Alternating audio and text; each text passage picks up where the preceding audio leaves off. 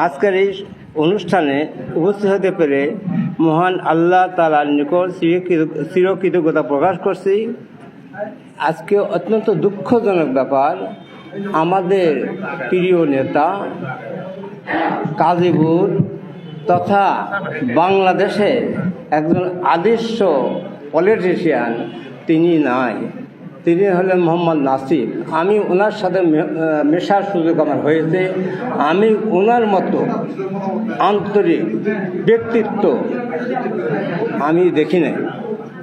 ওনার ভিতরে কোনো অহমিকা, কোনো হিংসা, কোনো বিদ্বেষ দেখি নাই।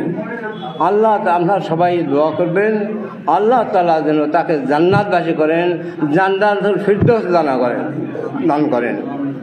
আপনারা বলেন আমিন আমিন। সাবেক প্রধানমন্ত্রী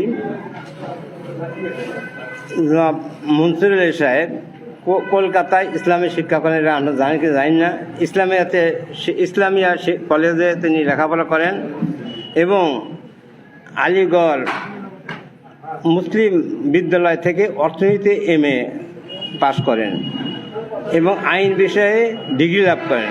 তিনি অত্যন্ত মেধাবী ছিলেন। কলকাতায় ইসলামিয়া কলেজে পড়ার সময় মনসুর আলী সাহেব বঙ্গবন্ধু শেখ মুজিবুর সাথে পরিচিত হন। বঙ্গবন্ধুকে ভালোবেসে রাজনীতি শুরু করেন এবং ধীরে ধীরে ঘনিষ্ঠ সহচর হয়ে চলেন। 6 দফা আন্দোলনের সময় তিনি গুরুত্বপূর্ণ ভূমিকা রাখেন। 1970 সালের নির্বাচনে তিনি জয়ী হন। 1971 সালে মুজিবনগর সরকারের অর্থ মন্ত্রণালয়ের দায়িত্ব দেওয়া হয়। মহান মুক্তিযুদ্ধে তিনি গুরুত্বপূর্ণ ভূমিকা রাখেন। বঙ্গবন্ধুর মন্ত্রিসভায় তিনি প্রধানমন্ত্রিত্ব পান। তিনি একজন প্রকৃত দেশপ্রেমিক।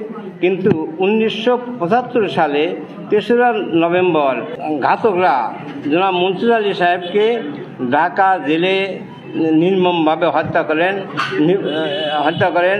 আমরা সকলে তার রুহের মাগফিরাত করি, আল্লাহ তাকে জান্নাতবাসী করুন। যে হত্যা জানেন জনাব মনসুর আলী সাহেব এবং ওর সাথে অন্যান্য আরও মন্ত্রিসভার কয়েকজন লোক ছিলেন। সবাই চিরদিনের মধ্যে শেষ হয়ে যান। কী একটা অপরাধ, কী একটা অন্যায় করেছেন। এই মনসুর আলী সাহেবের মতো ব্যক্তিত্ব কিন্তু কম আছে। আপনারা সবাই তার জন্য দোয়া করবেন, আল্লাহ তাআলা তাকে জান্নাতবাসী করেন।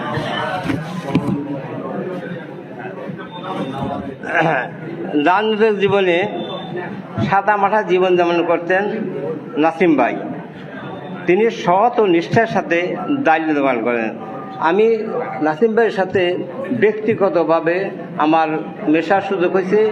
আমি কিন্তু এই রকম ধরনের ব্যক্তি এত সময় দিতে পারেন, এত চিন্তা করে করেন, যে কোনো সমস্যা ওনাকে বললে সমস্যার সলিউশন করে দেন এবং গাজীপুর এলাকার প্রতি, সিরাজগঞ্জ কাজের প্রতি ওনার এত দায়িত্ববোধ। যে কোনো সমস্যা, একজনকে স্কুলে ভর্তি করতে হবে, ইউনিভার্সিটি ভর্তি হতে হবে বা যে কোনো সমস্যাতে উনি সমাধান দিতে চেষ্টা করতেন। আমি কিন্তু এইরকম ধরনের ব্যক্তিত্ব, এইরকম নেতা, এইরকম লিডার আমি জীবনে দেখি নাই। কি সহ্য গুণ, অনেক রকম জুলুম আমরা করতাম, অনেক রকম কথাবার্তা বললাম, কিন্তু একটু হাসি দিতেন এবং আমার কাজটা বা আমাদের কাজটাকে কীভাবে সমাধান করা যায় উনি সেইভাবে ব্যস্ত ছিলেন। ওনার ঘুম হয়েছে কিনা জানি না, হয়তো ঘুমের মধ্যে চিন্তা করছেন, কিন্তু একটা সুন্দর ডিসিশন দিতেন। ওনার কাছ থেকে আপনার কেউ ডেপ্রাইভ হয়েছে কিনা আমি জানি না, আমি এমন কোনো লোক পাই নাই যে ওনার কোনো একটা বক্তব্য বললে, কোনো একটা জিনিস আশা করলে উনি সবসময় একটা চেষ্টা করছেন যে কীভাবে সাহায্য করা যায়। আমি সত্যিকারে ওনার কাছে চিরকৃতজ্ঞ। আল্লাহ তাকে জান্নাতবাসী করুক, এই কামনা সবসময় আমার মনের ভিতরে থাকবে। আমি এইরকম ব্যক্তিদের, ধরেন আমার বয়স হয়েছে, উনি আমার চেয়ে বয়সে ছোট, কিন্তু আমি এইরকম দেখি নাই যে এইরকমভাবে উনি খাটতে পারেন, উনি চিন্তা করতে পারেন, দেশের ভালো মঙ্গল চান, এলাকার ভালো চান, গ্রামের লোকের ভালো চান। মাননীয় MP তানভীর শাকিল জয় গাজীপুরের উন্নয়নের ব্যাপারেও বিশেষ ভূমিকা রাখেন। তার ছেলে, সেটা খেয়াল করে দেখবেন, উনিও কিন্তু বাপের গুণ পেয়েছেন। আপনারা সবাই তার জন্য দোয়া করবেন, তিনিও যেন সত্যিকারে নাসিম সাহেবের বাপের মতো সেই রকমভাবে গড়ে উঠতে পারেন, আমরা সবাই সহযোগিতা করবেন এবং ওনার কাছেও অনেক দাবি করতে পারেন। উনি কিন্তু বাপ, আমাদের দেশে বলে বাপকা বেটা, হ্যাঁ, বাপের মতোই ওনার গুণ আছে। ওনার কাছেও আমরা আশা করব যে আমরা যেন এলাকার লোকের জন্য কোনো ইয়েতে বঞ্চিত না হয়, এলাকাকে আমরা যেন সত্যিকারে একটা সেবা, এলাকার লোকরে আমাদের এমপি সাহেব, বাবার মন্ত্রী সাহেব, আজকে উনি এমপি আছেন, কালকে এমপি মন্ত্রী থাকবেন, এটাই নিয়ম। আমরা চাবো যে কাজীপুর এলাকার যেন সত্যিকার একটা উন্নতি হয়, সার্বিক সেবা দেওয়া যায়। আমার কাছে আমার অনুরোধ ওনার কাছে থাকবে যে দেশকে আমরা, নাসিম ভাই কীভাবে এলাকাকে ভালোবাসতেন, এটা করে একটা কথা বারবার বলতে হচ্ছে, আমি জীবনে এরকম দেখি নাই। আমার বয়স তো আপনারা দেখে বুঝতে পারছেন, আমি কিন্তু এরকম লিডার দেখি নাই নাসিম ভাইয়ের মতো। কি একটা কথা বললে আমার সে গলদ ওনার বেশি। সমস্যা হলো আমার হলো চিন্তা ভাবনা ওনার বেশি, এইভাবে উনি সাহায্য করতেন।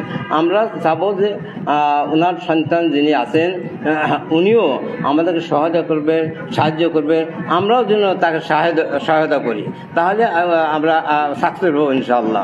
সর্বশেষে উপস্থিত সকলকে আমি ধন্যবাদ জানাচ্ছি, সবারই জায়গায় স্বাগত, সুস্বাগত, এবং আমরা সবাই সুখে থাকেন, আমরাও ভালো থাকেন, এই বলে আমার বক্তব্য শেষ করছি। ও আখিরি দাওয়ানা আলহামদুলিল্লাহ রাব্বিল আলামিন। আসসালামু আলাইকুম রহমতুল্লাহ বারকাতুহু।